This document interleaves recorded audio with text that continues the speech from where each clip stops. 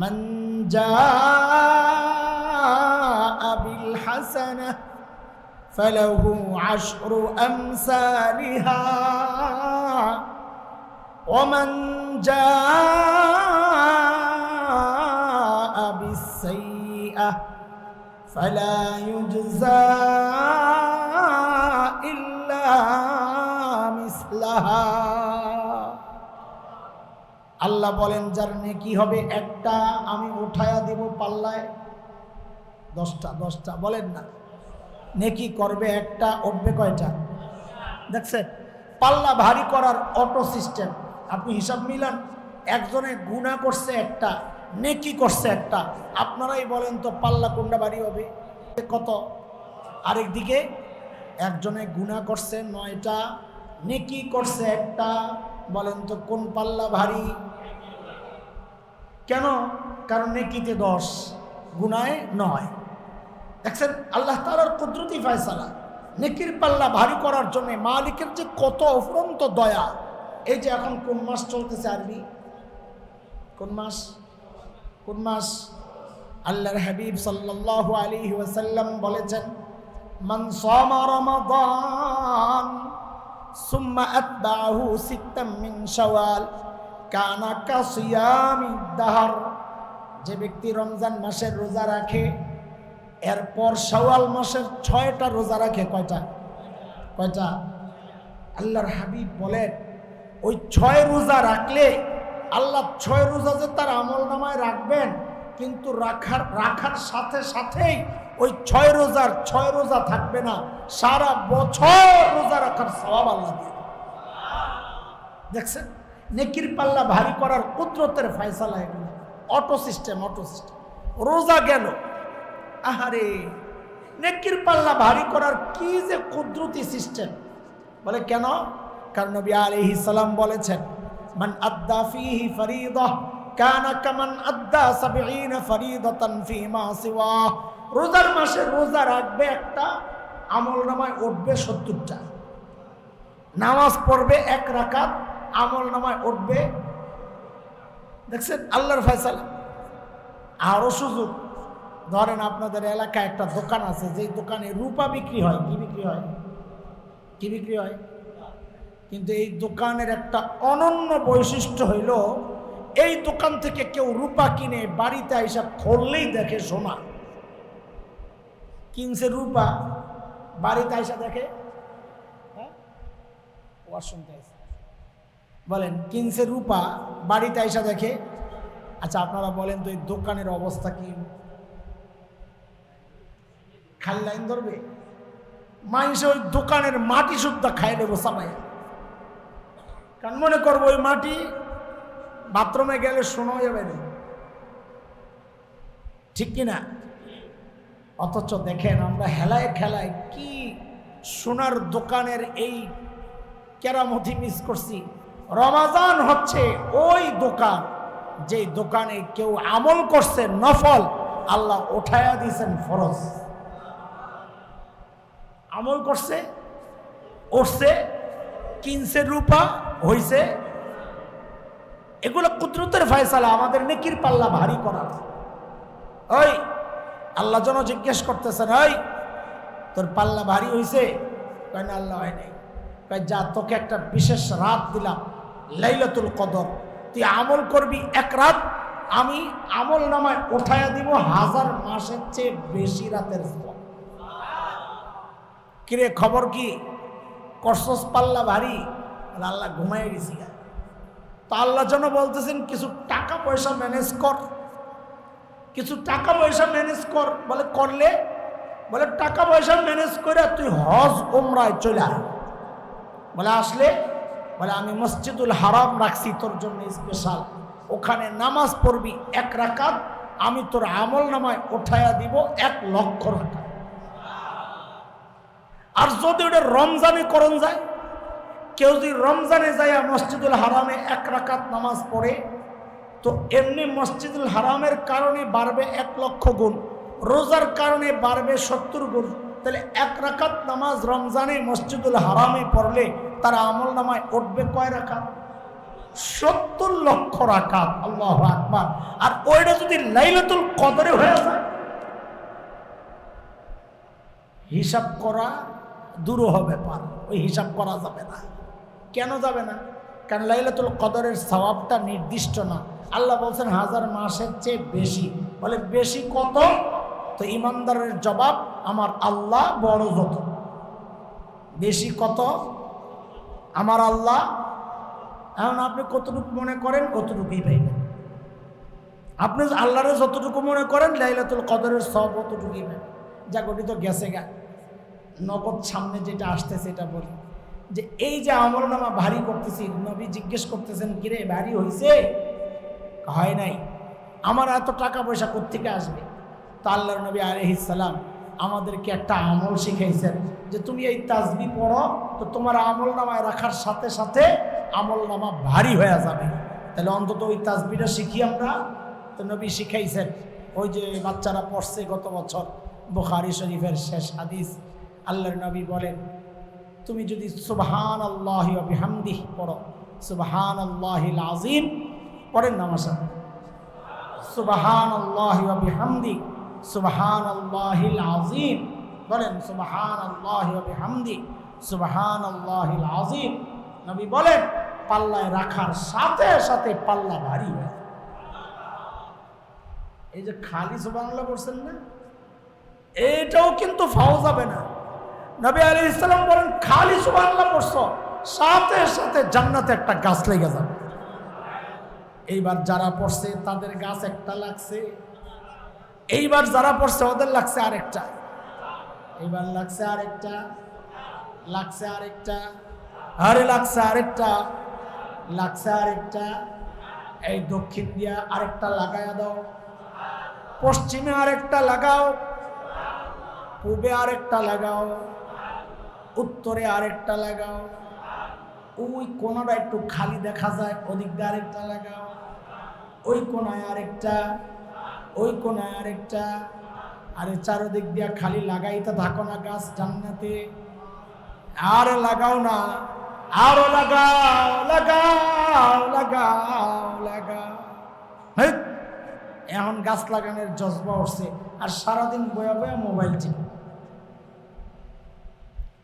সারাদিনই তো এই অফুরন্ত সুযোগ আল্লাহ দিয়া রাখছেন আমাকে, জান্নাত বানানোর সুযোগ, নেকির পাল্লা ভারী করার সুযোগ। চ্যানেলটি সাবস্ক্রাইব করে আমাদের সঙ্গেই থাকুন। ইমানদারদের সফলতা এখানেই ইমানদারদের সফলতা। হুদাইবিয়ার সন্ধি যখন হয়, হুদাইবিয়ার সন্ধি, চুক্তির যতগুলো ধারা ছিল, বাহ্যিকভাবে মনে হয়েছে সমস্ত ধারা মুসলমানদের বিরুদ্ধে, কাফেরদের পক্ষে। একটা বুঝেন, একটা জটিলগুলো আপনাদেরকে বলার দরকার নাই, একটা বুঝেন। কেউ যদি মুসলমান হইয়া মদিনায় চলে আসে মক্কা থেকে, তারে ফেরত দিতে হবে। কিন্তু কেউ যদি মদিনা থেকে মক্কায় চলে যায়, তাকে তারা ফেরত দিবে না। আচ্ছা বলেন, এইটা কোনো চুক্তির ধারা হতে পারে? তোমার জিনিস যদি আমার ঘরে পড়ে আমি দেব না, আমার জিনিস তোমার ঘরে পড়লে তুমি দিতে বাধ্য, এটা কোনো কথা? তো এমনই চুক্তি হয়েছে। অথচ এই চুক্তিটাকে টার্গেট করে আল্লাহ বলেন, ইন্না ফাতাহনা লাকা ফাতহাম মুবিনা, আমি তোমাদেরকে স্পষ্ট বিজয় দিচ্ছি, তোমরা জয়ী হয়ে গেছো। আরে আশ্চর্য, সব ধারা গেল আমাদের বিরুদ্ধে, আমরা মুসলমান জয়ী কেমনি হইলাম? তো এর অনেক ব্যাখ্যা আছে, যেগুলো আমরা তো আমাদের পড়ানোর সময় বলি, আপনাদের অতগুলো বলার সুযোগ নাই। একটা বলি, একটা যেটা আজকের জন্য প্রাসঙ্গিক। মুহাক্কিক আলেমরা ব্যাখ্যায় বলেন, বাহ্যিকভাবে পরাজিত হওয়ার পরেও আল্লাহ তাআলা এটাকে স্পষ্ট বিজয় কেন বললেন? বলেন এই জন্যে যে মুসলমান হিসাবে আমাদের যে দায়িত্ব আমরা সেটা পালন করছি, সেটা হইল যে বাহ্যিকভাবে আমাদের বিরুদ্ধে গেলেও যেহেতু নির্দেশ ছিল আল্লাহর, নির্দেশ ছিল নবীর, সব বিরোধিতা সত্ত্বেও, নিজের বিরুদ্ধে যাওয়া সত্ত্বেও আমি যে আল্লাহ আল্লাহ রসুলের হুকুমটা মানতে পেরেছি মুসলমান হিসাবে, এটাই আমার বিচার, এটাই বিচার। মুসলমানদের সফলতা এটাই, প্রতিকূলতার মধ্যে টিকে থাকা, দ্বীনের মহাব্বত। আমাদের হুকুমে যে কিচ্ছু হয় না, আমাদের ইচ্ছায় যে কিচ্ছু হয় না, আজকে প্রমাণ। বড় মুহাদ্দিসদের মধ্যে অন্যতম জাহিদ ছিলেন। জাহিদ মানে দুনিয়া বিমুখ। হযরত হাসান বসরি রহমতুল্লাহ আলাইহি একদম দুনিয়া বিমুখ ছিলেন। তো ওনাকে একজন জিজ্ঞেস করছে, আপনি এতটা জাহেদ কিভাবে হইলেন, দুনিয়া বিমুখ কিভাবে হইলেন, কি আমলের দ্বারা এতটা আগায় গেলেন? উনি বলেন, আমি অনেক চিন্তা করছি যে দুনিয়ায় আমি যা চাই তা হয় না, আল্লাহ যা চায় তাই হয়। আমি যা কামাইতে চাই এটা হয় না, আল্লাহ যা চান ওইটা পাঠায় দেন। তো চিন্তা করছি, আমি চেষ্টা করলে, ফিকির করলে, প্ল্যান করলে যেহেতু হয় না, আমার দুনিয়া নিয়ে এত চিন্তা করার দরকার কি? যার চিন্তা করা দরকার উনিই করুন। এই যে দুনিয়া ছাড়ছি, দুনিয়া নিয়ে আমার আর কোনো টেনশন নেই। বলার উদ্দেশ্য হচ্ছে, মানুষ যদি এটা দিলের মধ্যে ঢুকাইতে পারে যে সব হয় কোত্থেকে, আমাদের চাওয়ার দ্বারা কিচ্ছু হবে। এটা তো কোরআনের স্পষ্ট কথা। সূরা তাকবীর, ইযা শামসু কুবিরাত, ওই সূরার শেষ আয়াতগুলো তো এটাই। আল্লাহ বলেছেন, ওমা তাশাউনা ইল্লা আন ইয়াশা আল্লাহ, ইল্লা আন ইয়াশা আল্লাহু রাব্বুল আলামিন।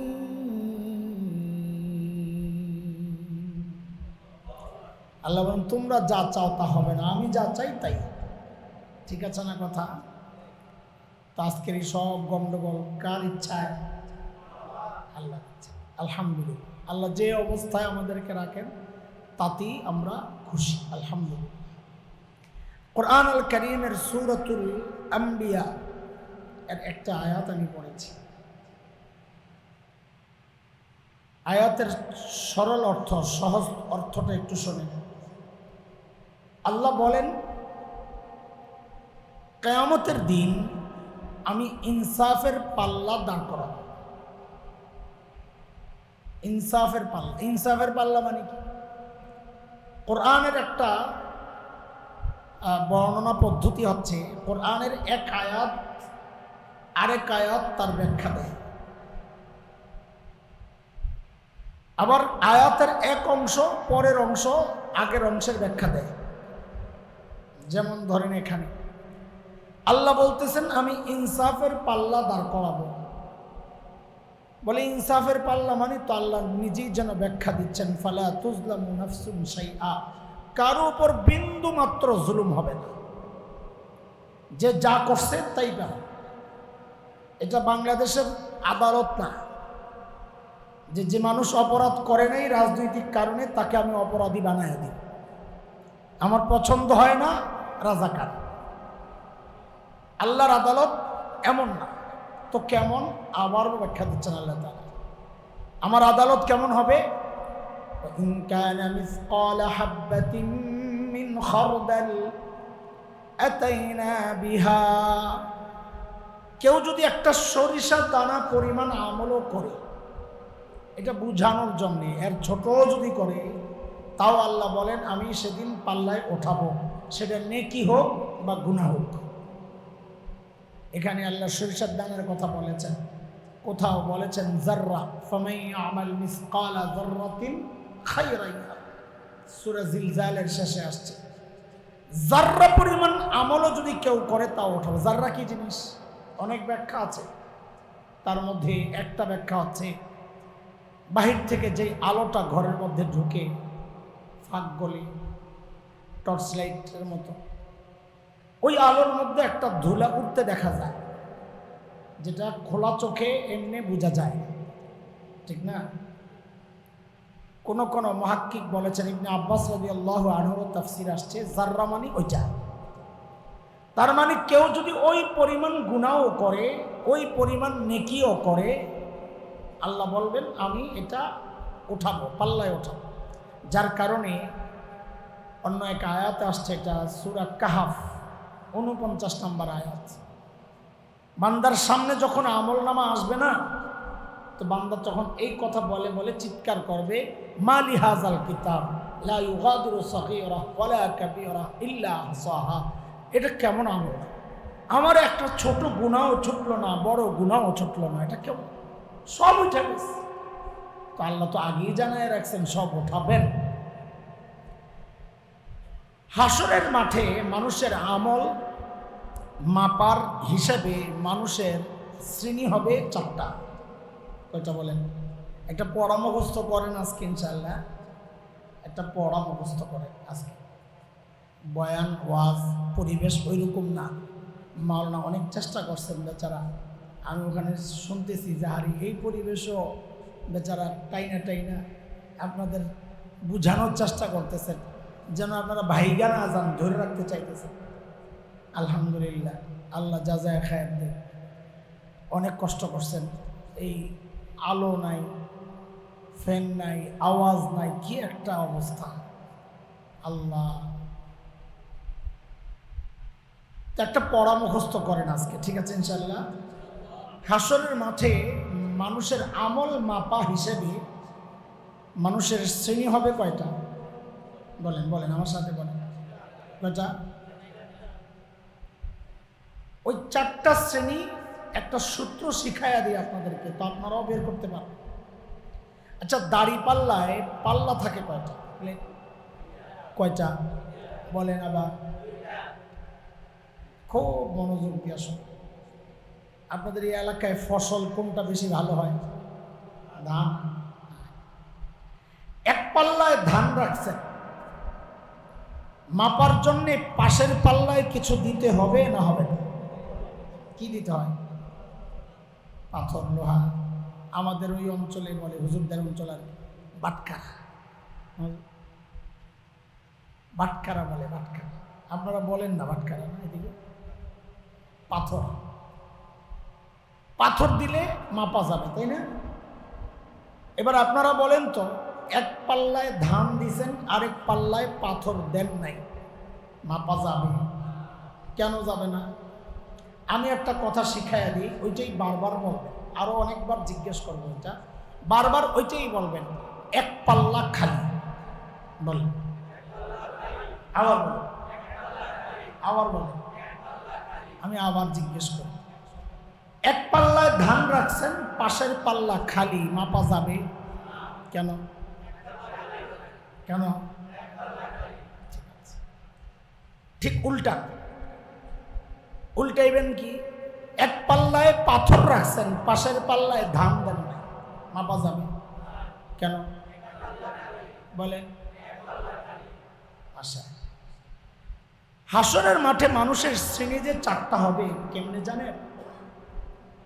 এমন এক শ্রেণী পাওয়া যাবে হাসরের মাঠে, যাদের নেকির পাল্লায় নেকি আছে, মাপার জন্যে পাশের পাল্লায় গুনাহ দিতে হবে, কিন্তু তাদের জিন্দেগিতে কোনো গুনাহ নাই। তাইলে তাদের গুনার পাল্লা খালি, বলেন তাদের আমল মাপা যাবে? মাপা যাবে? তাদের ব্যাপারেই আপনারা যে শোনেন বিনা হিসাবে জান্নাত, এই মানুষগুলাই বিনা হিসাবে জান্নাতে যাবেন। কারা? যাদের নেকির পাল্লায় নেকি আছে, গুনার পাল্লায় গুনাহ নাই, তাদের আমল মাপা যাবে না, সিস্টেমে পড়ে নাই। কেন মাপা যাবে না? বলেন, কেন মাপা যাবে না? তারা বিনা হিসাবে। তারা কারা?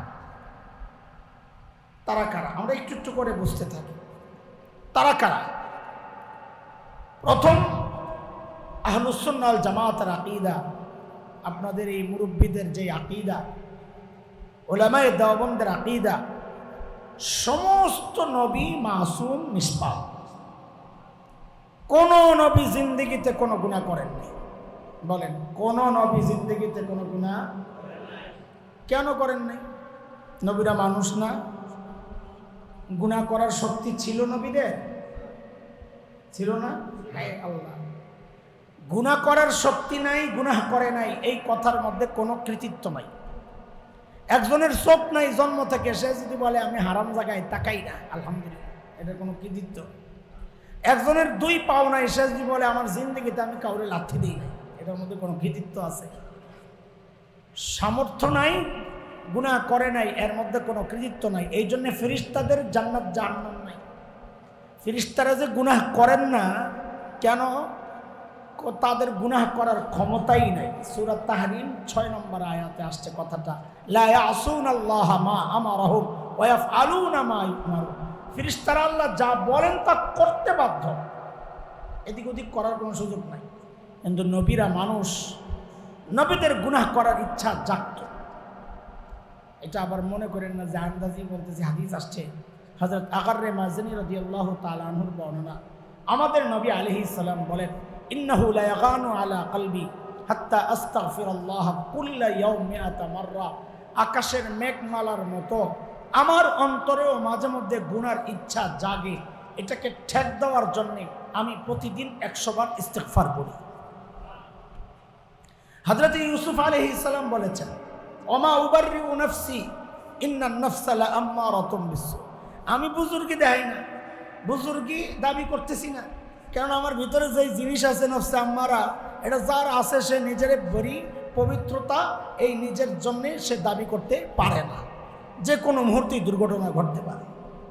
তার মানে নবীদের গুনাহ করার শক্তি, কিন্তু কোন নবী জিন্দগিতে কোনো গুনাহ করেন নাই। কেন করেন নাই? এর অনেক কারণ।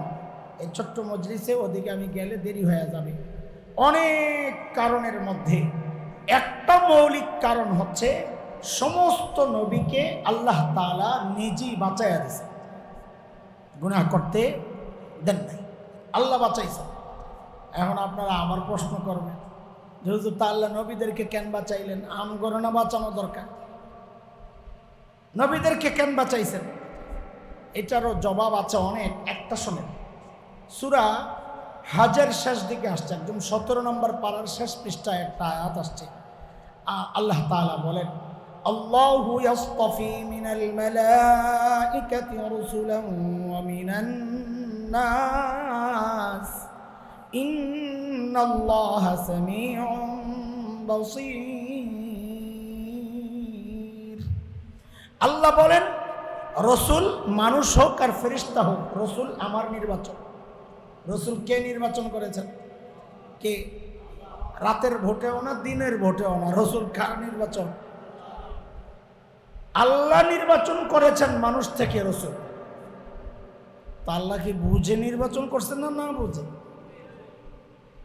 এই জন্যে আল্লাহ নবীদেরকে গুনাহ থেকে বাঁচাইয়া দিছেন। কেন?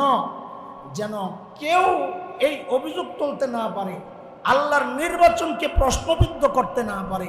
আপনি কাদেরকে নির্বাচন করলেন আমাদেরকে গুনাহ থেকে বাঁচাইতে? ওনারা নিজেরাই গুনাহ করে, এই প্রশ্ন যেন কেউ করতে না পারে। এই জন্য আল্লাহ যাদেরকে রসুল হিসাবে নির্বাচন করেছেন তাদেরকে আল্লাহ নিজেই গুনাহ থেকে বাঁচায় রাখছেন। ঠিক আছে? এই খুঁজে খুঁজে প্রমাণ দিতে গেলে দেরি হবে। আল্লাহ নিজে বলেছেন হযরত ইউসুফ আলাইহিস সালাম সম্পর্কে, সূরা ইউসুফ 24 নম্বর আয়াত। আল্লাহ ওখানে বলেন, কাযালিকা লিনাসরিফ আনহু সুআ ওয়াল ফাহশা। ইউসুফকে অন্যায় অশ্লীল কাজ থেকে আমি আল্লাহ নিজে বাঁচাই দিয়েছি।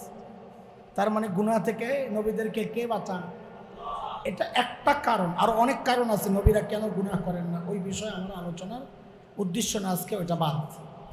তাহলে এক শ্রেণী পাইলাম যারা বিনা হিসাবে জান্নাতে যাবেন। তারা কারা? সমস্ত নবী। বলেন তারা কারা? নবীদের হিসাব হবে না। কেন হবে না বলেন তো? এক পাল্লা খায় সাবাস। বলেন কেন হবে না? নবীদের হিসাব কেন হবে না?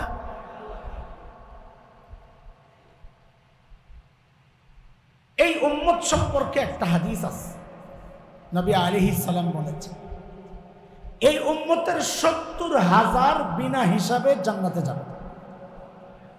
কত খুশি হয়েছেন? খুশি হন নাই? খুশি হন নাই? খুশি হন নাই না? হ্যাঁ, 70,000 গেলে আমার কি লাভ? এই জন্য খুশি হয়নি, বুঝছি আমি। কারণ নবীর সাহাবীরাই তো রয়ে গেছেন কত, ওনারা গিয়ে না আমরা, কারণ ওনারা তো যাবেনই বিনা হিসাবে। কারণ আল্লাহ নিজে বলেছেন সূরা হুজুরাতের 3 নম্বর আয়াতে, লাহুম মাগফিরাতুন ওয়া আজরুন আযীম, আমি সাহাবীদেরকে মাফ করে দিয়েছি, ওনারা তো যাবেনই, তা আমরা চান্স পাবো কোত্থেকে? এই জন্যই আপনাকে মন খারাপ, তাই না? সাহাবী কত সংখ্যায়, কত সাহাবী সংখ্যা কত? আল্লাহ নবীর সাহাবী কতজন ছিলেন? 1.25 লক্ষ। হ্যাঁ, 1.25 লক্ষ নবী, 1.25 লক্ষ সাহাবী জানেন না? এটা একটা ভালো জবাব। আপনারা জানেন সাহাবী কত ছিলেন? একটা মুখস্থ আওয়াজ আছে বাজারে, 1.25 লক্ষ। আমার ভাইও বলেছেন এই আওয়াজটা ব্যাপকভাবে ছড়ায়া, কিন্তু এটা ভুল। এটা আপনাদের দোষ না, আমরাও বলি, আমাদের মতোই কেউ বলছেন, উনি শুনছেন, উনি তার হাদিস পড়েন নাই। বুখারীর বর্ণনায় আসছে 1.25 লক্ষ সাহাবী নবী আলাইহিস সালামের সাথে বিদায় হজে হজ করছে। ওই সংখ্যায় না সাহাবীর সংখ্যায় লাগাই দিয়েছে। 1.25 লক্ষ সংখ্যা একটা আছে, সেটা কোনটা? হজ করছেন, হজ। হজ, আচ্ছা, হজ কি সবাই করে? গুড়া গাড়া, আতুর লুলা, কানা, অসুস্থ, বুড়া, দূরের সাহাবী সবাই বসছিল হজ করতে। মদিনা খালি, ইয়ামান খালি, কথা বলেন, বাহরাইন খালি। তার মানে 1.25 লক্ষ না সাহাবী। আমাদের যাত্রাবাড়ির হযরত, উনার কোন তাহকিক উনি জানেন, আমি জানি না, উনি বড় মানুষ, বড়দের কথা আমাদের জন্য, ছোটদের জন্য দলিল। হযরত বলেছেন প্রায় 5 লক্ষ সাহাবী ছিল। কত কত? আপনারা বলেন 70,000 যদি সাহাবী বিনা হিসাবে জান্নাতে যায়, আরো তো 4,30,000 সাহাবী রয়ে গেছে, তা আমাদের সিরিয়াল আসবে করতে। এই জন্যে মন খারাপ না? তো নবী আলাইহিস সালাম এই হাদিসটা বলে গেছেন ঘরের ভেতরে, বের হয়ে আয়েশা দেখেন যে সাহাবী যারা বসা ছিলেন, এই হাদিস যারা শুনছেন, বসে বসে খালি ফিস ফিস ফিস ফিস করে, আরে কে জানি যায়, তুমি যাইবা, তোমার আমল ভালো, তুমি যাই, আল্লাহ জানে কে জানে। নবী আলাইহিস সালাম আয়েশা দেখেন সাহাবীরা খালি পুটুর পুটুর পুটুর, এই তোমরা কি পুটুর পুটুর করো? বলে ইয়া রাসূলুল্লাহ, আমাদের ভিতরে কৌতূহল জাগছে, ওই 70,000 কারা যাবে? তো নবী আলাইহিস সালাম তাদের একটা বৈশিষ্ট্য বলে, এরপর যেটা বলেছেন এটা হচ্ছে আমাদের জন্য খুশির খবর। সেটা কি? সেটা হলো নবী বলেন, আরে ওই 70,000 যারা বিনা হিসাবে যাবে, নবী আলাইহিস সালামের কথার ধরনটা এমন, শব্দগুলা না, কথার ধরনটা এমন, ওই 70,000 তো একা যাবে না, প্রত্যেকে আরো 70,000 সাথে নিয়ে যাবে। প্রত্যেকে, কিন্তু কত? প্রত্যেকে 70,000, তার মানে গ্রুপ হইব 70,000। ওই 70,000 প্রত্যেকে এক এক গ্রুপের গ্রুপ লিডার। এক এক গ্রুপে কতজন? কথা বলে, মোট গ্রুপ কয়টা? প্রতি গ্রুপে কয়জন? আল্লাহু আকবার। 70,000 রে 70,000 দিয়া পূরণ দিলে 5 কোটির উপরে আসে। তো ওই জায়গায়ও যদি কিছু ঢুকার সুযোগ থাকে, তাও সম্ভাবনা কম। আল্লাহ কবুল করে, বলেন না আমি। আরে এই 70,000-এর ভিতরে আমরা আপনারা ঢুকাই দিলে কি আপনাদের কোনো সমস্যা নাকি? তা আমিন বলেন না, যে জোরে বলেন আমিন।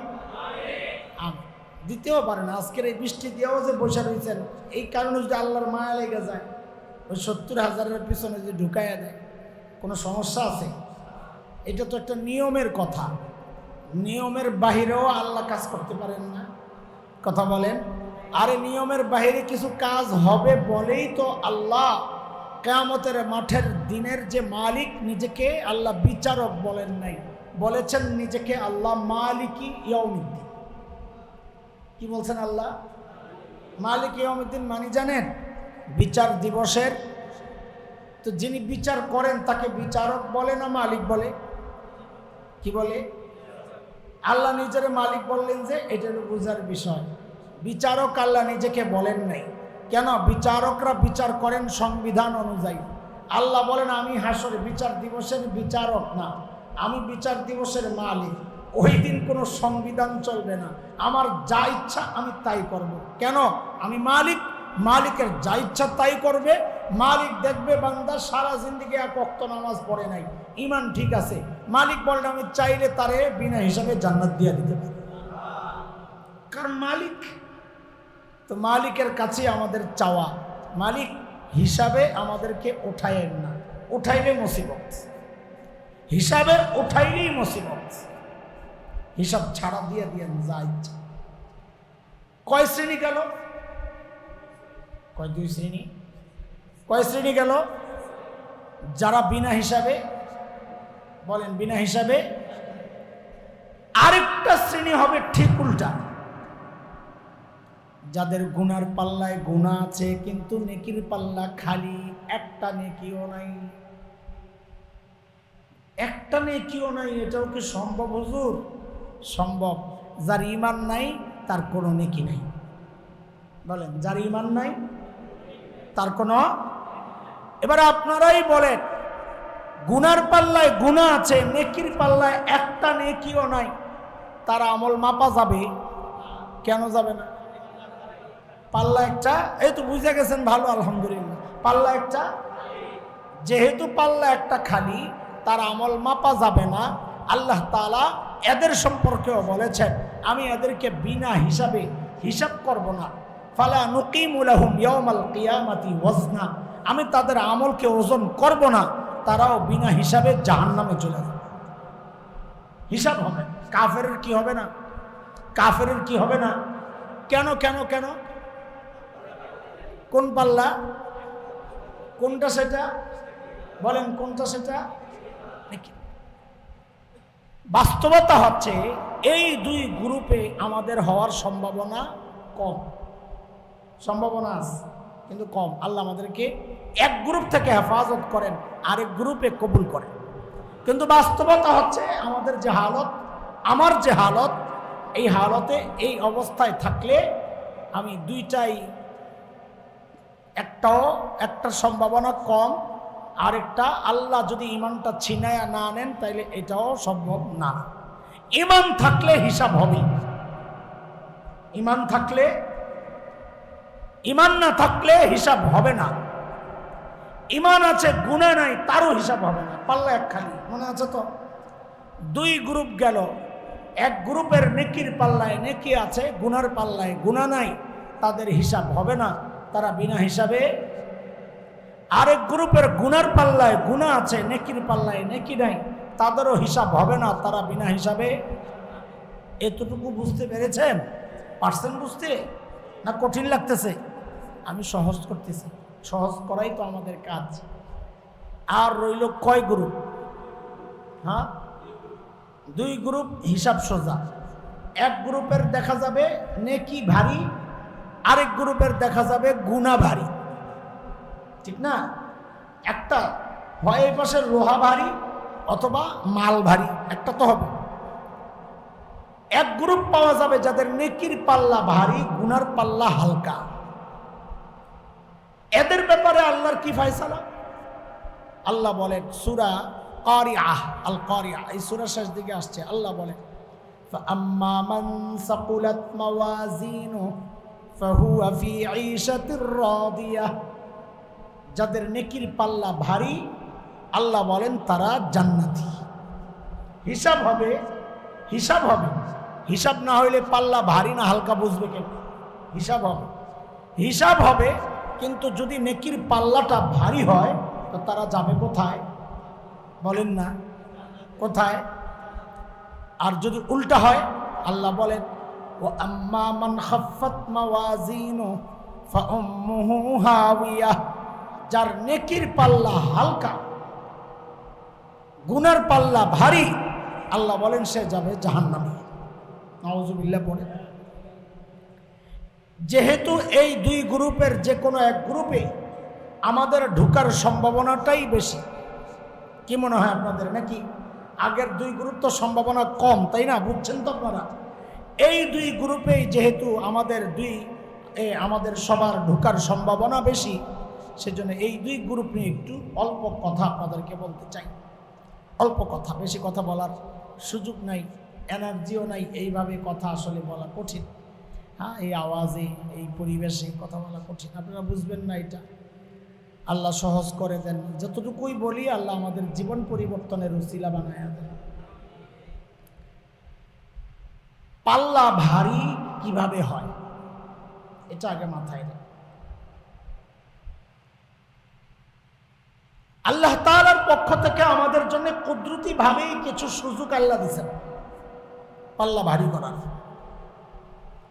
যেমন এক সুযোগ অটো সিস্টেম একটা করে দিয়েছেন আল্লাহ। কি? সূরা আনআমে আসছে, মান জাআ বিল হাসানাহ ফালাহু আশরু আমসালিহা ওয়া মান জাআ বিস সাইয়্যাহ ফালা ইউজজা ইল্লা মিসলাহা। আল্লাহ বলেন যার নেকি হবে একটা, আমি উঠায়া দিব পাল্লায় 10টা। বলেন না, নেকি করবে একটা, উঠবে কয়টা? দেখছেন, পাল্লা ভারী করার অটো সিস্টেম। আপনি হিসাব মিলান, একজনে গুনাহ করছে একটা, নেকি করছে একটা। আপনারাই বলেন তো পাল্লা কোনটা ভারী হবে? কত? আরেকদিকে একজনে গুনাহ করছে 9টা, নেকি করছে একটা। বলেন তো কোন পাল্লা ভারী? কেন? কারণ নেকিতে 10, গুনাহে 9। দেখছেন আল্লাহ তাআলার কুদরতি ফয়সালা। নেকির পাল্লা ভারী করার জন্য মালিকের যে কত অফুরন্ত দয়া। এই যে এখন কোন মাস চলতেছে? আরবি কোন মাস? কোন মাস? আল্লাহর হাবিব সাল্লাল্লাহু আলাইহি ওয়াসাল্লাম বলেছেন, মান সামা রমাদান সুম্মা আতবাহু সিত্তাম মিন শাওয়াল কানা কাসিয়ামিদ দাহর। যে ব্যক্তি রমজান মাসের রোজা রাখে, এরপর শাওয়াল মাসের 6টা রোজা রাখে। কয়টা? আল্লাহর হাবিব বলেন ওই 6 রোজা রাখলে আল্লাহ 6 রোজা যে তার আমল নামায় রাখবেন, কিন্তু রাখার সাথে সাথেই ওই 6 রোজা থাকবে না, সারা বছর রোজা রাখার সওয়াব আল্লাহ দিয়ে। দেখছেন নেকির পাল্লা ভারী করার কুদরতের ফয়সালা এগুলো। Auto system. রোজা গেল, আহারে নেকির পাল্লা ভারী করার কি যে কুদরতি সিস্টেম। বলে কেন? কারণ নবী আলাইহিস সালাম বলেছেন, মান আদ্দা ফীহি ফরিদাহ কানা কামান আদ্দা 70 ফরিদাতান ফীমা সিওয়া। রোজার মাসে রোজা রাখবে একটা, আমল নামায় উঠবে 70টা। নামাজ পড়বে 1 রাকাত, আমল নামায় উঠবে। দেখছেন আল্লাহর ফয়সালা। আরো সুযোগ, ধরেন আপনাদের এলাকায় একটা দোকান আছে, যেই দোকানে রূপা বিক্রি হয়। কি বিক্রি হয়? কিন্তু এই দোকানের একটা অনন্য বৈশিষ্ট্য হইল, এই দোকান থেকে কেউ রূপা কিনে বাড়িতে আইসা খুললেই দেখে সোনা। কিনছে রূপা, বাড়িতে আইসা দেখে, হ্যাঁ ওয়াজ শুনতে আসে, বলেন কিনছে রূপা, বাড়িতে আইসা দেখে। আচ্ছা আপনারা বলেন তো এই দোকানের অবস্থা কি? খালি লাইন ধরবে? মানুষে ওই দোকানের মাটি সুদ্ধা খাই দেবো সবাই। কারণ মনে করবো ওই মাটি বাথরুমে গেলে শোনা যাবে না, ঠিক কিনা? অথচ দেখেন আমরা হেলায় খেলায় কি সোনার দোকানের এই কেরামতি মিস করছি। রমাজান হচ্ছে ওই দোকান, যে দোকানে কেউ আমল করছে নফল, আল্লাহ উঠায়া দিয়েছেন ফরজ। আমল করছে, উঠছে, কিনছে রূপা, হইছে। এগুলো কুদরতের ফয়সালা, আমাদের নেকির পাল্লা ভারী করার। ওই আল্লাহ যেন জিজ্ঞেস করতেছেন, ওই তোর পাল্লা ভারী হইছে? কয় না, আল্লাহ হয় নাই। কয় যা, তোকে একটা বিশেষ রাত দিলাম, লাইলাতুল কদর, তুই আমল করবি এক রাত, আমি আমল নামায় উঠাইয়া দিব 1000 মাসের চেয়ে বেশি রাতের সওয়াব। কিরে খবর কি, করছস পাল্লা ভারী? আল্লাহ ঘুমায় গেছি। তো আল্লাহ যেন বলতেছেন কিছু টাকা পয়সা ম্যানেজ কর, কিছু টাকা পয়সা ম্যানেজ কর। বলে করলে? বলে টাকা পয়সা ম্যানেজ করে তুই হজ উমরায় চলে আয়। বলে আসলে? বলে আমি মসজিদুল হারাম রাখছি তোর জন্য স্পেশাল, ওখানে নামাজ পড়বি 1 রাকাত, আমি তোর আমল নামায় উঠাইয়া দিব 1 লক্ষ রাকাত। আর যদি ওটা রমজানে করণ যায়, কেউ যদি রমজানে যায় মসজিদুল হারামে 1 রাকাত নামাজ পড়ে, তো এমনি মসজিদুল হারামের কারণে বাড়বে 1 লক্ষ গুণ, রোজার কারণে বাড়বে 70 গুণ। তাহলে 1 রাকাত নামাজ রমজানে মসজিদুল হারামে পড়লে তার আমল নামায় উঠবে কয় রাকাত? 70 লক্ষ রাকাত। আল্লাহু আকবার। আর ওইটা যদি লাইলাতুল কদরে হয়ে যায়, হিসাব করা দূর হবে পার, ওই হিসাব করা যাবে না। কেন যাবে না? কারণ লাইলাতুল কদরের সওয়াবটা নির্দিষ্ট না। আল্লাহ বলছেন 1000 মাসের চেয়ে বেশি। বলে বেশি কত? তো ইমানদারের জবাব, আমার আল্লাহ বড় যত। বেশি কত? আমার আল্লাহ। এখন আপনি কতটুকু মনে করেন অতটুকুই পাইবেন। আপনি আল্লাহরে যতটুকু মনে করেন লাইলাতুল কদরের সওয়াব অতটুকুই পাবেন। যা গটি তো গেছে গা, নগদ সামনে যেটা আসতেছে এটা বলি, যে এই যে আমলনামা ভারী করতেছি, নবী জিজ্ঞেস করতেছেন কিরে ভারী হয়েছে? হয় নাই। আমার এত টাকা পয়সা কোত্থেকে আসবে? তো আল্লাহর নবী আলাইহিস সালাম আমাদেরকে একটা আমল শিখাইছেন, যে তুমি এই তাসবিহ পড়ো, তো তোমার আমল নামায় রাখার সাথে সাথে আমল নামা ভারী হয়ে যাবে। তাহলে অন্তত ওই তাসবিহটা শিখি আমরা। তো নবী শিখাইছেন, ওই যে বাচ্চারা পড়ছে গত বছর বুখারী শরীফের শেষ হাদিস, আল্লাহর নবী বলেন, তুমি যদি সুবহানাল্লাহি ওয়া বিহামদিহি পড়ো, সুবহানাল্লাহিল আযীম পড়েন না আমার সাথে, সুবহানাল্লাহি ওয়া বিহামদিহি, সুবহানাল্লাহিল আযীম বলেন, সুবহানাল্লাহি ওয়া বিহামদিহি, সুবহানাল্লাহিল আযীম। নবী বলেন পাল্লায় রাখার সাথে সাথে পাল্লা ভারী হয়। এই যে খালি সুবহানাল্লাহ বলছেন না, এটাও কিন্তু ফাও যাবে না। নবী আলাইহিস সালাম বলেন খালি সুবহানাল্লাহ পড়ছো, সাথে সাথে জান্নাতে একটা গাছ লেগে যাবে। এইবার যারা পড়ছে তাদের গাছ একটা লাগছে, এইবার যারা পড়ছে ওদের লাগছে আরেকটা, এইবার লাগছে আরেকটা, লাগছে আরেকটা, আরে লাগছে আরেকটা, লাগছে আরেকটা। এই দক্ষিণ দিয়া আরেকটা লাগায়া দাও, পশ্চিমে আরেকটা লাগাও, পূবে আরেকটা লাগাও, উত্তরে আরেকটা লাগাও, ওই কোণাটা একটু খালি দেখা যায় ওদিক দিয়ে আরেকটা লাগাও, ওই কোণায় আরেকটা, ওই কোণায় আরেকটা। আরে চারদিক দিয়া খালি লাগাইতে থাকো না গাছ জান্নাতে। আর লাগাও না, আরো লাগাও, লাগাও, লাগাও, লাগাও। এখন গাছ লাগানোর জজবা উঠছে, আর সারাদিন বয়া বয়া মোবাইল টিপে। সারাদিনই তো এই অফুরন্ত সুযোগ আল্লাহ দিয়া রাখছেন আমাকে, জান্নাত বানানোর সুযোগ, নেকির পাল্লা ভারী করার সুযোগ, হেলায় খেলায় নষ্ট করতেছে। কথা শেষ, সূক্ষ্ম একটা কথা রয়ে গেছে। সূক্ষ্ম কথা শুনতে হইলে একদম গভীর মনোযোগ লাগবে। বলে জান্নাতে যাবে কারা? যাদের পাল্লা, কারা যাবে? যাদের পাল্লা, আর যাদের পাল্লা হালকা কই যাবে? হ্যাঁ, এটা নিয়মের কথা। আল্লাহ চাইলে পাল্কা হালকাওয়ালারেও জান্নাত দিতে পারে, আল্লাহ চাইলে। কারণ আল্লাহ এক জায়গায় তো একটা ব্যাপক কথা বইলেই রাখছেন, ইন্নাল্লাহা লা ইয়াগফিরু আন ইউশরাকা বিহি ওয়া ইয়াগফিরু মা দুনা যালিকা লিমান ইয়াশা। যে শিরিক করবে আল্লাহ বলেন তাকে আমি মাফ করব না, এ ছাড়া যা আছে চাইলেই আমি মাফ করে দিতে পারি। তার মানে পাল্লা হালকা হইলেও, নেকির পাল্লা হালকা হইলেও মাফ পাওয়ার সুযোগ কিন্তু যায় নাই, আছে। নিয়মের কথা, যাবে না জান্নাত। কিন্তু যে কথাটা বলার জন্য এই পর্যন্ত আসলাম, পাল্লা ভারী হয় কেমনে, হালকা হয় কেমনে? আপনারা মনে করতেছেন অনেক আমল দিলেই বুঝি পাল্লা ভারী হয়ে যাবে না? কি মনে হয় আপনার?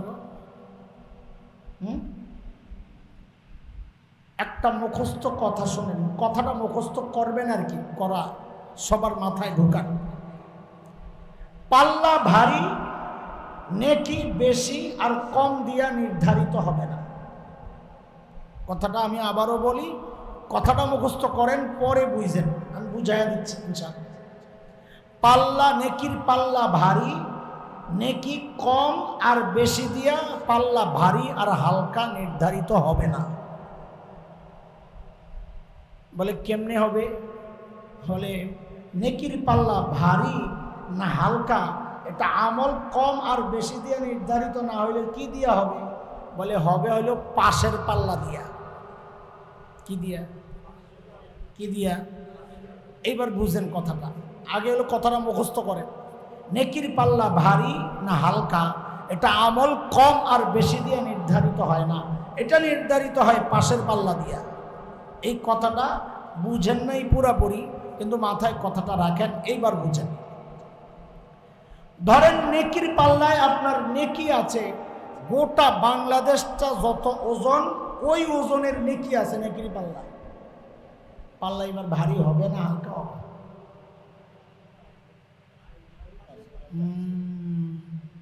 এত আমল দেওয়ার পরেও পাল্লা ভারী না হালকা আপনি এখনো বলতে পারেন না কেন? বলে পাশের পাল্লায় কি আছে আগে দেখেন।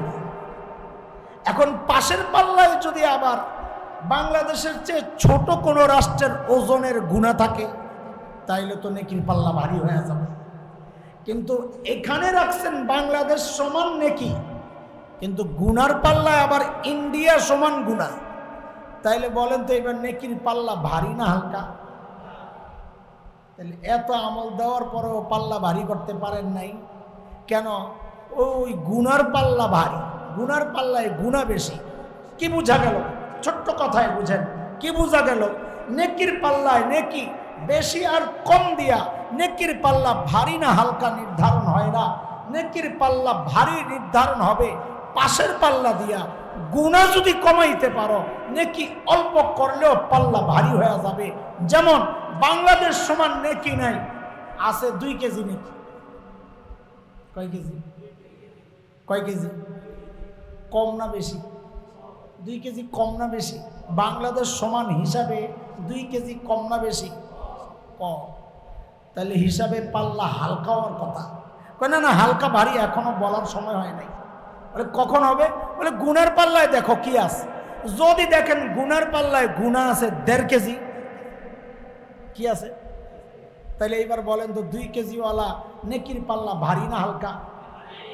2 কেজি দিয়া ভারী হয়ে গেল, অথচ বাংলাদেশ সমান আমল রাইখাও ভারী বানাইতে পারলাম না। বোঝা গেল আমল বেশি আর কম দিয়া নেকির পাল্লা ভারী আর হালকা নির্ধারণ হয় না। নেকির পাল্লা ভারী আর হালকা নির্ধারণ হয় কি দিয়া? পাশের পাল্লা দিয়া, গুনার পাল্লা দিয়া। গুনাহ যদি না থাকে, নেকি একটু করলেও পাল্লা ভারী হয়ে যাবে। কথা বুঝতে পারছেন নি আমার? এই জন্যে আমাদের বড়রা নেকি বেশি করার চেয়ে বেশি গুরুত্ব দিয়েছেন গুনাহ পরিষ্কার করার বিষয়। একজনের অনেক আমল আছে কিন্তু গুনাহ করে, এই আমলের দাম থাকবে না হাসরের মাঠে। কেন? নেকি যদি বেশি হয় হইল, কিন্তু গুনাহ যদি নেকির চেয়ে বেশি হয়, তাহলে তো নেকি বেশি হইলেও হালকা হবে, গুনাহ বেশি। আমি কি কথাটা বুঝাইতে পারছি? একটু যদিও জটিল কথাটা, কিন্তু আমি তো সহজভাবে বোঝানোর চেষ্টা করতেছি। এই কথা বলতে কষ্ট হচ্ছে, এই জন্য হয়তো আমার বুঝাইতে কষ্ট হচ্ছে। আসলে বুঝছেন কিনা বলছি। আমি আবারও বলি, নেকির পাল্লায় নেকি আছে 100 লক্ষ, 1 লক্ষ টন, মানে 1 কোটি টন। 100 লক্ষ মানে 1 কোটি। 1 কোটি টন। 1 টন কয় কেজি? আরে কেজি কও কেজি? 1000 কেজি। এটা হলো সহজ হিসাব। 27 মন। মন আবার কয় কেজিতে? এত ভাঙা ভাঙার সময় পোলা বাইরে আছে নাকি? কত? 1000 কেজি 1 টন। 1 কোটি টন। নেকি। আরে বাপরে বাপ, কত নেকি, তাই না? 1 কোটি টাকা। হ্যাঁ, অথবা আওয়ামী লীগ সরকার যত টাকা পাচার করছে এই পরিমাণ নেকি। এটাও বেশির একটা উদাহরণ হয়ে গেছে এখন। যে বেশি কি, বেশি কাকে বলে? আওয়ামী লীগ যত টাকা পাচার করছে এটাকে বেশি বলে। বেশির উদাহরণ হয়ে গেছে এটা। প্রতি বছর 1,80,000 কোটি টাকা পাচার করছে। সারা জিন্দিগি বৈশা বৈশা তুই গইনাও 1,80,000 কোটি টাকা শেষ করতে পারবি না বেটা। এরা 1 বছরে পাচার করছে। সুবহানাল্লাহ।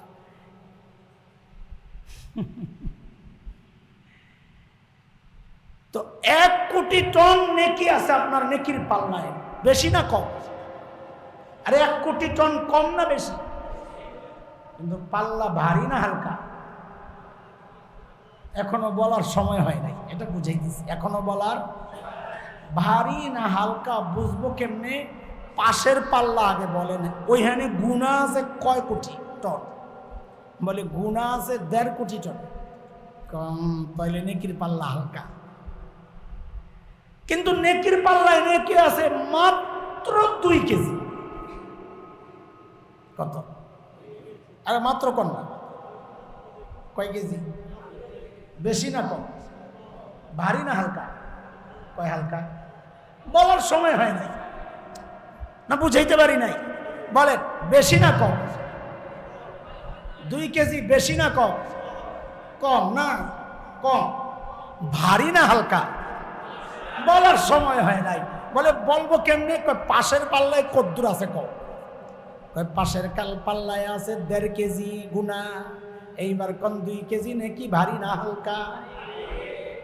পাশের পাল্লায় আছে 2.5 কেজি গুণা। এইবার বলেন পাল্লা ভারী না হালকা? হ্যাঁ, এই তো বুঝা গেছেন। আল্লাহ তাআলা বলেন ফাআম্মা মান সাকুলাত মাওয়াজিনুহু, যার নেকির পাল্লা ভারী, আল্লাহ বলেন ফাহুয়া ফি আইশাতির রাদিয়া। বেশি আল্লাহ বলেন নাই, আল্লাহ বলছেন ভারী। ভারী হয় কি দিয়া? পাশের পাল্লা। কোন ভারী হয় কি দিয়া? বেশি দিয়া। বলেন ভারী কি দিয়া হয় না? বলেন ভারী কি দিয়া হয় না? ভারী হয় কি দিয়া? এই জন্য আল্লাহ তাআলা সূরা মুলক 2 নম্বর আয়াত, আল্লাহ মানুষকে যে হায়াত দিছেন এটার উদ্দেশ্য আল্লাহ বলেছেন। কি বলেছেন আল্লাহ? আল্লাযী খালাকাল মাউতা ওয়াল হায়াতা লিয়াবলুয়াকুম আইয়ুকুম আহসানু আমালা। আল্লাহ দেখতে চান কার আমল কত সুন্দর। আল্লাহ বলেন নাই আল্লাহ দেখতে চান কার আমল বেশি। লিয়াবলুয়াকুম আইয়ুকুম আকসারু আমালা, আল্লাহ বলেন কার আমল বেশি। আল্লাহ এটা বলেন নাই, কারণ বেশি আমল দিয়ে করবো কিছু তোমার গুনাহ থাকে। আল্লাহ বলেন আমি দেখতে চাই কার আমল কত সুন্দর। বলে আমল সুন্দর কেমনে হয়? বলে আমল যদি তাকওয়াওয়ালা আমল হয় তাহলে আমল সুন্দর হয়। মুত্তাকির আমল সুন্দর, আর মুত্তাকির আমলের রেটও বেশি। ওয়া ইয়াত্তাকিল্লাহ ইউযিম লাহু আজরা। যে তাকওয়া অর্জন করে আল্লাহ বলেন তার আমলের রেট আমি বাড়াই দিই। হ্যাঁ, ইউযিম লাহু আজরা, আমলের রেট বাড়াই দিই। তা আমল সুন্দর হয় গুণামুক্ত জীবন দ্বারা। এই জন্যে আপনাদের কাছে আজকের এই মেসেজ আমাদের, ও যুবকরা, নেকি যা পারো করবা। নেকি বলতে নফল, কারণ ফরজ ছাড়া দেওয়াও গুনাহ, ওয়াজিব ছাড়া দেওয়াও গুনাহ, সুন্নতে মুআক্কাদাত ছাড়া দেওয়াও গুনাহ। আমরা নেকি নেকি যে বলতেছি এটা হলো নফল, নফল, ফরজ না। ফরজ তো না করলে গুনাহই হবে। এজন্য গুনাহ ঠেক দিতে হইলে ফরজ আদায় করতে হবে, গুনাহ ঠেক দিতে হইলে ওয়াজিব আদায় করতে হবে, গুনাহ ঠেক দিতে হইলে সুন্নতে মুআক্কাদা আদায় করতে হবে। বেশি নফল ইবাদতের চেয়ে গুনাহমুক্ত জীবন যাপনের চেষ্টা করা বেশি জরুরি। কি কদিন আমি আলহামদুলিল্লাহ চেষ্টা করি কোরআন শরীফ বেশি বেশি তেলাওয়াত করতে। অনেক ডর ভিতরে, যদি ভুলে যাই ওই ডরে বেশি পড়ি। সওয়াবের আশা তো থাকেই, বেশি পড়ি কোন কারণে? ভয়ে ভয়ে।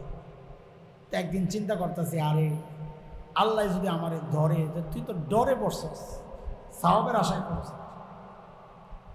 তো আবার মনে মনে নিয়ত করছি আল্লাহ সওয়াবও চাই, সওয়াবও চাই। কয়েকদিন আগে মাথায় আসছে যে না, আমি ভুলের ডরেও যদি পড়ি তাও আমার সওয়াব হইব। কেন? আল্লাহরে ভয় পাইতেছি তো, আল্লাহরে ভয় তো পাইতেছি। আল্লাহ তো ওইটাই চাই, আম্মা মান খাফা মাকামা রাব্বি। আল্লাহর সামনে দাঁড়াইলে আল্লাহ যদি কয় তুই গুনাহ, তুই কোরআন শরীফ কেন ভুলছস, ওই ডরেই তো পড়তেছি, তা আমার সওয়াব হইব। একটা ছোট্ট উদাহরণ, মসজিদে হারামের মধ্যে পাকিস্তানিরা বেশি করে, যারা হজে গেছেন হুজুর তো দেখছেন অনেক, এহরামের কাপড়গুলারে জমজম দিয়া ধোয়, এরা দিয়া শুকায়। কেন? যে এটা দিয়ে যেন তার কাফনের ব্যবস্থা হয়। তো অনেকে হাসে এটা, বিশেষ করে আরবরা আর আহলে হাদিস টাইপের যারা আছে ওরা খুব হাসে, দাও দাও পাগলামি দাও, এহরামের কাপড় তোরে বাঁচাইবো বেটা, জমজম তোরে বাঁচাইবো। একজন আমার কাছে বলার পর আমি আরো ধরছি, এদিকে রাখেন, রাখেন, ওই জমজম ওরে বাঁচাবে না ঠিক, এহরামের কাপড় ওরে বাঁচাবে না এটাও ঠিক, কিন্তু আপনি কি লক্ষ্য করেছেন ওর একটা বিশেষ অনুভূতি? সেটা কি? যে সে তার নিজের আমলের উপর ভরসা পাচ্ছে না, সে একটা ওসিলা দইরা বাঁচতে চাইতেছে। এই যে নিজের আমলের উপর কোনো ভরসা নাই, এই যে ভয়টা তার কাজ করতেছে, আরে হইতে পারে আল্লাহ ওই ওসিলায় ওরে মাফ করে। বুঝেন কিছু? আল্লাহকে সাক্ষী রেখে বলতেছি, আমরা যে দিনই কাজ করতেছি, এই যে আপনাদেরকে কিছু কথা শোনাইতেছি, আমাদের সাথে খাস সম্পর্ক যারা রাখে ওদেরকে বুঝাইতেছি, বলতেছি, আল্লাহকে সাক্ষী রেখে বলতেছি। এর অন্যতম কারণ হচ্ছে নিজের আমলের উপর কোনো ভরসা নাই। এই উসিলায় যদি আল্লাহ আমারে মাফ করে দেন, আমার কথার দ্বারা একজন আমল করতেছে, ওই উসিলায় যদি আল্লাহ আমারে মাফ করে, আমার মাকসাদ এটা, ওই উসিলায় যদি আল্লাহ আমারে মাফ করে। আমি প্রকাশ্যেই বলি, যা আমার ক্ষতি জীবনে যারা করছে আমি সবাইরে মাফ করে দিচ্ছি, আমার গীবত যারা করছে আমি সবাইরে মাফ করে দিচ্ছি, ভবিষ্যতেও যারা করবে আমি অগ্রিম মাফ করে দিয়ে রাখছি। কেন? আমার কারণে আল্লাহর আদালতে আল্লাহর কোনো বান্দা যেন আসামির কাঠগড়ায় না দাঁড়ায়। বলে এটা খুব বাহাদুরি দেখাইতেছেন না, না, আমার নিজের বাঁচার আকুতি এটা, আমার নিজের বাঁচার আকুতি এটা। যাহারে আমার তো কোনো পুঁজি নাই বাঁচার জন্যে, এই একটা পুঁজি নিয়ে যদি মালিকের দরবারে দাঁড়াইতে পারি, মালিক আমি চেষ্টা করছি তোমার বান্দারা যেন আমার কারণে আসামি না হয়। তা আপনার সন্তানরা যদি কেউ মায়া করে, তার জন্য আপনার মায়া লাগবে না? আরে আপনি যদি দেখেন আপনার সন্তানরা কেউ আদর করতেছে, ওই মানুষটার জন্য আপনার মায়া লাগবে না? আমি আল্লাহর বান্দাদেরকে মায়া করে ওই জন্যে মাফ করতেছি যেন আল্লাহ মায়া করে আমারে মাফ করে দেয়। আমার তো পুঁজি নাই কিচ্ছু, পুঁজি নাই কিচ্ছু, কোনো পুঁজি নাই। যেগুলো আছে নিজে বুঝি, ভেজাল আর ভেজাল। গুনায় কোনো ভেজাল ছিল না, আমাদের ভেজাল হচ্ছে আমলে। মানুষকে দেখানোর জন্য গুনাহ করি নাই, বরং মানুষকে দেখানোর জন্য গুনাহ ছাড়ছি, গুনাহ করছি একদম কারেক্ট, ভেজাল মুক্ত আমল করতেছি, ভেজাল বলা। এই জন্য আমলের উপর ভরসা না কইরা ওই গুনার পাল্লাটা খালি করার ফিকির করা দরকার বেশি। আমাদের বড়দের কথা, বেশি আমল করে কেউ আল্লাহ ওয়ালা হয় না, আরে আল্লাহ ওয়ালা হয় গুনাহ ছেড়ে দিয়া। কেউ তাহাজ্জুদ পড়ে কিনা বুজুর্গ নির্ধারণ করার জন্য ওইটা দেখো না, তুমি দেখো সে গুনাহ ছাড়ছে কিনা, গুনাহ করে কিনা। যদি একজন মানুষ গুনাহ না করে তো বুঝবা এই লোকটাই মুত্তাকি। পাগড়ি পরে নাই, সমস্যা নাই, লম্বা জামা পরে নাই, সমস্যা নাই। মুত্তাকি হওয়ার জন্য এটা জরুরি না, এটা মুত্তাকির লেবাস হইতে পারে। মুত্তাকি মানে হচ্ছে গুনাহ থেকে যে বাঁচে তাকে বলে মুত্তাকি। আমি ছোট্ট করে শেষ করতে চাই, একটা কথা বলেন গুনাহ ছাড়তে চাই কিনা? সবাই বলেন আমি ছাড়তে চাই ইনশাআল্লাহ, আমি ছাড়তে চাই ইনশাআল্লাহ। আপনারাও ছাড়তে চান? হাত নামান, ছাড়তে চান? এই সমাজের একটা বড় সমস্যা। আমাদের সাথে যুবকরা সম্পর্ক রাখে, তো ওরা প্রায় এসে বলে, হুজুর গুনাহ ছাড়তে চাই, ছাড়তে পারি না। এই সমস্যা তো শাহজাদপুর নাই, সাতবাড়িয়া নাই, হ্যাঁ খুকনি নাই, আছে? কি বলে? গুনাহ ছাড়তে চাই, ছাড়তে পারি না, এই প্রবলেম কি এই এলাকায় আছে? আসলেই এটা সারা দুনিয়ার কমন প্রবলেম, শুধু আপনাদের এলাকার প্রবলেম। আমাদের বড়রাও দেখেছেন এটা, এই জন্যে তারা কোরআন হাদিস ঘেটে ঘেটে ঘেটে ঘেটে গুনাহ ছাড়ার কিছু সহজ রাস্তা বের করছেন, যেভাবে চলো তো গুনাহ ছাড়া সহজ হবে। আগে বলেন জীবনের টার্গেট বানাবো গুনার পাল্লা খালি করার, ইনশাআল্লাহ। দুইটা কথা বলেন, ভবিষ্যতে আগামীতে সামনে গুনাহ করব না, বলেন ইনশাআল্লাহ।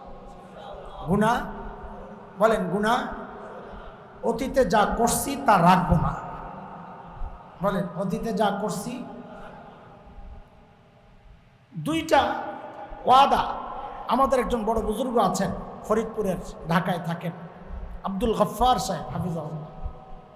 আব্দুল গফফার সাহেব হুজুর একটা কথা খুব বলেন, আপনারাও এটা বলেন, বলেন নেকি যতই ছোট হোক ছাড়বো না, বলেন সবাই। সামনে যা পাবো নেকি কম, এটার পদ্ধতি কি এটা আমি দেখাইতেছি, শোনাইতেছি আপনাকে।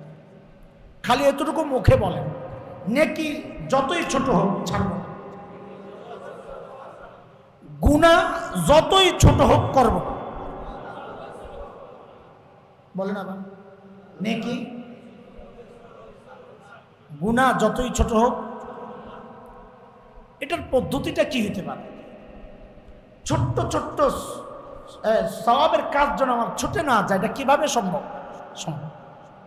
হযরত মুফতি তাকি উসমানী দামাত বারাকাতুহুল আলিয়া পদ্ধতি শিখাইছেন, বড়দের কথা শোনাইতেছে আপনার। ছোট্ট ছোট্ট নেকি যেন না ছুটে, এটার পদ্ধতি কি? এটার পদ্ধতি হচ্ছে নিজের গোটা জীবনকে সুন্নত দিয়া সাজাও। গোটা জীবনকে যে কোনো কাজ করার সময় খালি একবার চিন্তা করেন, এই কাজটা আমার নবী আলাইহিস সালাম কিভাবে করেছেন। বাস দেখবেন ছোট্ট ছোট্ট নেকিও আপনার ছুটবে। আপনি দেখেন ছোট্ট ছোট্ট নেকি করা, এর জন্য সবচাইতে সহজ পদ্ধতি হচ্ছে নিজের স্বাভাবিক জীবনের প্রত্যেকটা কাজকে সুন্নত তরিকায় করা। মনে থাকবেন স্যার, খাইতে গেলে একটু ভাবেন আমার নবী কিভাবে খাইছেন। খুব সিম্পল, হাত ধুইছেন, বিসমিল্লাহ পড়ছেন, ডান হাতে খাইছেন, নিজের দিক থেকে খাইছেন, বসে খাইছেন, ফ্লোরে বসে খাইছেন, খুব সিম্পল। পানি খাওয়ার সময় একবার চিন্তা করেন আমার নবী পানি কিভাবে খাইছেন। বসে খাইছেন, ডান হাতে খাইছেন, 3 ঢোকে খাইছেন, বিসমিল্লাহ বলেছেন শুরুতে, শেষে আলহামদুলিল্লাহ বলেছেন। খুব সহজ। ঘরে ঢোকার সময় একবার চিন্তা করেন আমার নবী কোন পা আগে দিতেন, ডান পা দিয়েছেন। ডান বামের একটা মূল নীতি হচ্ছে যেখান থেকে যেখানে যাচ্ছি ওই 2 জায়গা ঠিক করি। আগেরটা যা ছাড়তেছি ওইটা উত্তম না যেখানে যাইতেছি ওইটা উত্তম? যেখানে যাইতেছি ওইটা যদি উত্তম হয়, উত্তম রে ডান পা উত্তম দিব, অনুত্তম রে অনুত্তম দিব। উদাহরণ বুঝেন, আসি কোথায় এখন? মসজিদ উত্তম না বাহির উত্তম? কাজে মসজিদ থেকে বাহিরে গেলে অনুত্তম রে কোনটা দিব? কাজে আগে কোনটা দিব? বাহির উত্তম না মসজিদ উত্তম? কাজে মসজিদের বাহির থেকে ভেতরে ঢুকলে আগে কোনটা দিব? ঘর উত্তম না টয়লেট উত্তম? কাজে ঘর থেকে টয়লেটে গেলে আগে কোনটা দিব? আবার টয়লেট থেকে যখন বের হব টয়লেট উত্তম না বাহির উত্তম? কাজে বাহিরে আসার সময় কোনটা দিব? খুব সহজ বিষয় এগুলো। জুতা আগে ডানটা পরব, খোলার সময় বামটা খুলবো, জামা পরার সময় ডানটা ঢোকাবো। খুব সিম্পল এগুলা। ঘরে ঢুকলে সালাম দিয়ে ঢুকবো, বাচ্চাদের থাকলে বাচ্চাদেরকে আদর করব। আদর তো করি, খালি মানসিকতা চেঞ্জ করব। আদর কেন করতেছি? যে আমার নবী বাচ্চাদেরকে চুমা খাইছেন, আদর করছেন, সালাম দিয়ে ঢুকতেছি। আরে বিছানা তো ঝাইরা শুইবই, ঝাড়ার সময় একটু চিন্তা করি আমার নবী ঝাইরা শুইতে বলছেন, বাস সুন্নত আদায় হয়ে গেল। এটা একটু দৃষ্টিভঙ্গি চেঞ্জ করা দরকার। সুন্নতের পাওয়ার, সুন্নত আদতকে ইবাদত বানায়। ওলামারা আছেন, শব্দটা আপনারা বুঝছেন, অন্যরা বুঝে নাই। আমার রুটিন কাজটাকে সুন্নত তরিকায় করলে রুটিন কাজ আর রুটিন কাজ থাকে না, ওই রুটিন কাজও ইবাদত হয়ে যায়। এটাই বলে আমাদের বড়রা, সুন্নতের পাওয়ার সুন্নত আদতকে, বলো, সুন্নত আদতকে ইবাদত বানায়, খাওয়াকে ইবাদত বানায়। এই ছোট্ট ছোট্ট নেকি তখন আর ছুটবে না। এক, গুনাহ যতই ছোট হোক করব না, এটা পদ্ধতি। গুনাহ থেকে বাঁচার উপায় বলে খুব সোজা, খুব সিম্পল, একেবারেই সোজা। আমি জবান আর আমার কাজ, ঠিক না, কৌল আর ফেল আমরা বলি। যে কোনো কথা বলার সময় বলে, যে কোনো কাজ করার সময় একটু করার আগে দিয়ে একটু চিন্তা করব, যা করতেছি এর দ্বারা আমার আখিরাত বরবাদ হইতেছে না তো? যে কোনো কথা বলার সময় একটু খালি চিন্তা করেন, আমার আখিরাত বরবাদ হইতেছে না তো? দেখবেন আপনার গীবত বন্ধ হয়ে গেছে, দেখবেন অপবাদ দেওয়া বন্ধ হয়ে গেছে, দেখবেন অশ্লীল কথা বলা বন্ধ হয়ে গেছে, দেখবেন ফালতু অনর্থক কথাবার্তা বলা বন্ধ হয়ে গেছে, দেখবেন তাসবিহ এসে গেছে হাতে। কারণ আপনি তখন কথা কম বলবেন। বলার সময় যদি চিন্তা করেন যে আমার আখিরাত বরবাদ হইতেছে না তো এই কথার দ্বারা, এই যে পা বাড়াইতেছি এর দ্বারা আমার আখিরাত বরবাদ হইতেছে না তো, এই যে ওখানে যাইতেছি এর দ্বারা আমার আখিরাত বরবাদ হইতেছে না তো, যা খাইতেছি এর দ্বারা আমার আখিরাত বরবাদ হইতেছে না তো, যা কামাইতেছি এর দ্বারা আমার আখিরাত বরবাদ হইতেছে। যে কোনো কথা বলার সময়, যে কোনো কাজ করার সময় কোনো মানুষ যদি একবার চিন্তা করে আমার আখিরাতটা বরবাদ হচ্ছে না তো, খোদার কসম খায়া বলি তার জন্যে গুনাহ ছাড়া না, গুনাহ করাটা তার জন্য কঠিন হয়ে যায়। আমি কসম খায়া বলছি, একবার চেষ্টা করে দেখে। এই লাইনে যদি কেউ চলতে পারে, ছোট্ট ছোট্ট নেকি ছাড়বো না, ছোট্ট ছোট্ট গুনাহ করব না, এই লাইনে যদি কেউ চলতে পারে, আল্লাহর কসম হাসরের মাঠে ওই বান্দা উঠা দেখবে তার নেকির পাল্লা ভারী, গুনার পাল্লা হালকা। এই ছোট্ট একটা সবক আজকে নিয়ে যাই। কি সেটা? নেকি যতই ছোট হোক, গুনাহ যতই ছোট হোক, পদ্ধতি কি? যে কোনো কাজ সুন্নত তরিকায় করো। পদ্ধতি কি?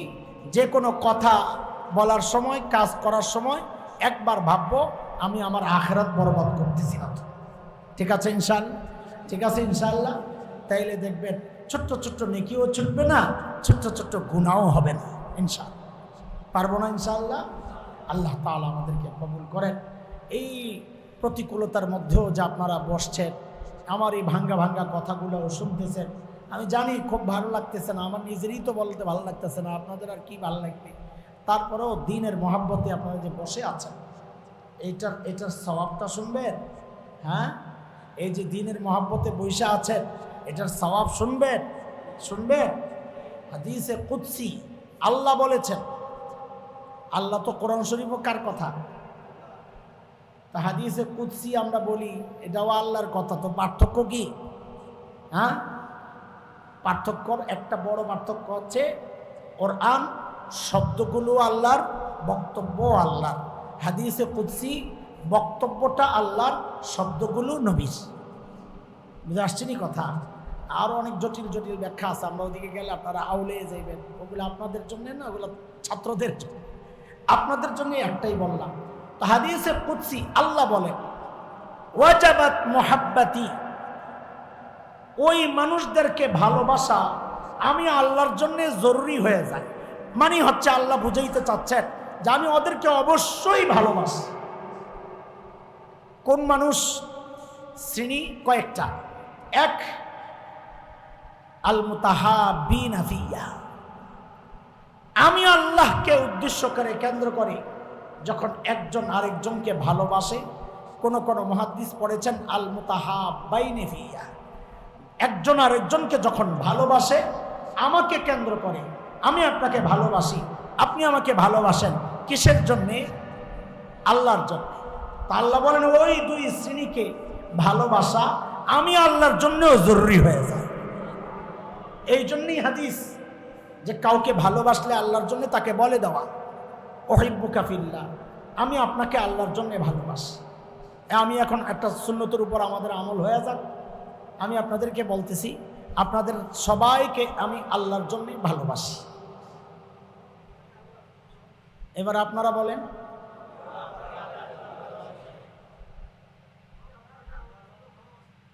না, এইভাবে হাদিস হইল আহাব্বাকাল্লাহুল্লাযী আহবাবতানি লাহ, যে আল্লাহর জন্য আপনি আমাকে ভালোবাসেন ওই আল্লাহর জন্য আপনাকে ভালোবাসেন। এটা হইল জবাব। আমরা মুখস্থ জবাব দিই, এটা সমাজে ছড়ায় গেছে জবাব।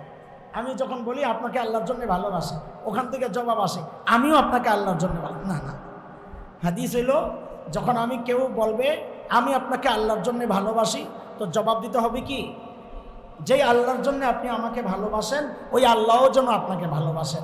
আরবিটা জানলে আরবিটা বলবো আহাব্বাকাল্লাহুল্লাযী আহবাবতানি লাহ। মনে থাকবে মাওলানা ইনশাআল্লাহ। গেল এক শ্রেণী। তাহলে আমরা সবাই সবাইকে আল্লাহর জন্য ভালোবাসি, তো আল্লাহকে আমিও তোদেরকে ভালোবাসি। যা আলহামদুলিল্লাহ বইয়েন না, না থাক বাড়িতে যাই বইয়েন একবার। 2 নাম্বার ওয়াজাবাত মুহাব্বাতি লিল মুতাজাওয়িরিনা ফিয়া, আল্লাহর জন্য যখন একজন আরেকজনকে দেখতে যায়, এ ঢাকা থেকে একজন আলেম আসছে, চলো একটু দেখে আসি। কার জন্য এটা? আমি আপনাদের এখানে আসছি ভোট চাইতে, ব্যবসা করতে, শাহজাদপুরের লুঙ্গি কিনতে, কি জন্যে? আপনারা আসছেন কি জন্যে? মিষ্টি দিমো আপনি করে, বিরিয়ানি আছে, কি জন্যে? তাহলে আমরা একজন আরেকজনকে দেখতে আসছি কার জন্যে? আল্লাহর জন্য। আল্লাহ বলেন তোমাদেরকে ভালোবাসা আমার জন্য জরুরি হয়ে গেছে। আলহামদুলিল্লাহ পড়েন। 3 নাম্বার আল্লাহ বলেন ওয়াজাবাত মুহাব্বাতি লিল মুতাজালিসিনা ফিয়া, আল্লাহর জন্য যখন কেউ কারোর সাথে একসাথে বসে আল্লাহ বলেন তাদেরকে ভালোবাসাও আমি আল্লাহর জন্য জরুরি হয়ে যায়। এখানে আমরা বসছি কি জন্যে? বাস পাইয়া গেছি।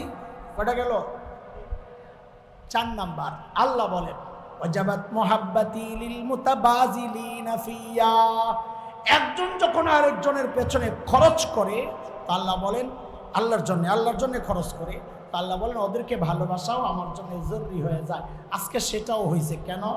আমি খরচ করে আসছি, একেবারে নগদ তাজা খরচ করছি। আপনার কোন বাজার জানি হুজুর? কালীবাড়িতে এসে তেল কিনছি, তেল শেষ হয়ে গেছে, একদম নগদ কাঁচা খরচ সামনে।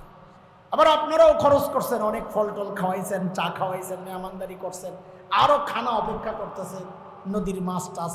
মুফতি সাহেব কই? মেজবান বৈশা রয়েছে মাশাআল্লাহ, ঘরের মেজবান খানার মেজবান, 2 মেজবান আমার 2 সোজা পয়সা। হইল ঘরের মেজবান, হইল খানার মেজবান। হুজুর হইল দাওয়াতের মেজবান। মেজবান আর মেজবান, আজকে আমি মেহমান। তো খরচপাতিও হয়ে গেছে আমাদের। আমরা 4 নম্বর যেটা বাকি ছিল ওটাও পেয়ে গেছি আলহামদুলিল্লাহ। এই যে একটা ছোট্ট মজলিসের উসিলায় আল্লাহর ভালোবাসা পাওয়ার জন্য এতগুলো উপলক্ষ আমরা পেয়ে গেলাম। খুশি না? খুশি না? আলহামদুলিল্লাহ জোরে সোরে পড়েন। কেন বলছেন? খুশি হয়েছেন যে এটা শুকরিয়া। আর শুকরিয়ার রেজাল্ট হচ্ছে আল্লাহ তাআলা এমন নেকির সুযোগ আরও দিবেন ইনশাআল্লাহ। আল্লাহ কবুল করেন। এই আয়োজনের পেছনে যাদের কষ্ট, অক্লান্ত পরিশ্রম যারা করেছেন, এলাকার যুবক ওলামারা, মুরব্বীরা, এই বিশেষ করে মাদ্রাসাওয়ালারা, এলাকার আলেমরা, যারা যেভাবে কষ্ট করেছেন, মাঝখান দিয়া চিপাই বইরা হুজুরও কম কষ্ট করেন নাই। হুজুর না বক্তা, না মেজবান, না মেহমান। হ্যাঁ, এখন তো হুজুরের অবস্থা হয়েছে মুসলমানের আয়োজন করছে, খতনা করাইছে, তো খতনা তো অনুষ্ঠান করছে, কিছু পোলা বানিয়েছে ফাও খাইতে যায়। একজন গেছে ফাও খাইতে, তো একজনের সন্দেহ হয়েছে, এই তুমি কোন পক্ষের, জামাইয়ের পক্ষের না বউয়ের পক্ষের? ওই বেড়ায় তো আর জানে না খতনার অনুষ্ঠান। হ্যাঁ কইয়া লাইছে আমি মেয়ে পক্ষের। মনে করছে ছেলের বাড়ি মেয়ে পক্ষ হইলে তো আমার চিনব না, আমি মেয়ে পক্ষের। ধরে লাগাইছে মাহির বেড়া অনুষ্ঠান হইলো খতনার 3 মেয়ে পক্ষের কেমনি দিতে আনামগো হুজুর রে জিগায় হুজুর আপনি কোন পক্ষের মেজবান পক্ষের না মেহমান পক্ষের আল্লাহ হুজুর সব পক্ষের কিছু মানুষ থাকে সব পক্ষের মুফতি দেলোয়ার সাহেব হুজুরের ছেলে বিয়ে করাইছে এবার রমজানে মসজিদে হারাম তো মেয়ে হলো আমাদের আরেক বড় ভাই টঙ্গী দারুল মাদ্রাসার মহতামিম সাহেব তো উনিও আমার খুব কাছের দেলোয়ার সাহেব হুজুরও কাছের তো দাওয়াত আসছে 2 পক্ষ থেকে তা আমি বলি হুজুর কোন পক্ষের আমি ছেলের পক্ষের না মেয়ের পক্ষের তো আপনার খুশি আমি 2 পক্ষের আমি কাজী সাহেব বিয়া পড়াবো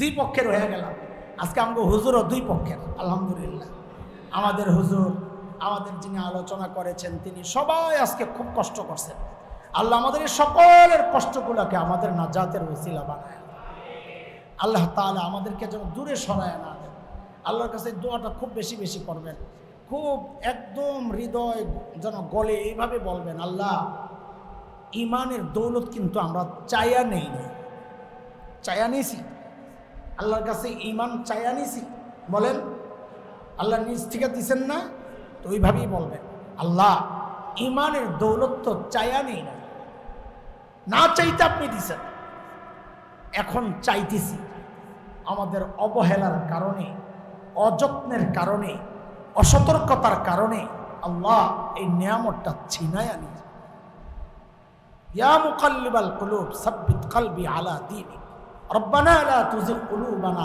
বা'দা ইয হাদাইতানা ওয়া হাব লানা মিন লাদুনকা রাহমাহ ইন্নাকা আনতাল এই দোয়াগুলো বেশি বেশি পড়বেন আল্লাহ ইমানের নিয়ামত ছিনায়া নিয়ে আল্লাহ তাআলা আমাদেরকে ইমানের সাথে কবুল করেন আমিন ওয়া আখিরু দাওয়ানা আলহামদুলিল্লাহি রাব্বিল আলামিন সুবহানাকাল্লাহুম্মা বিহামদিক আশহাদু আল্লা ইলাহা ইল্লা আনতা আস্তাগফিরুকা ওয়া আতুবু ইলাইক আমি জানি এখন আপনি বলবেন দোয়া আমারে করতে এজন্য আমি অগ্রিম বইলা ফেললাম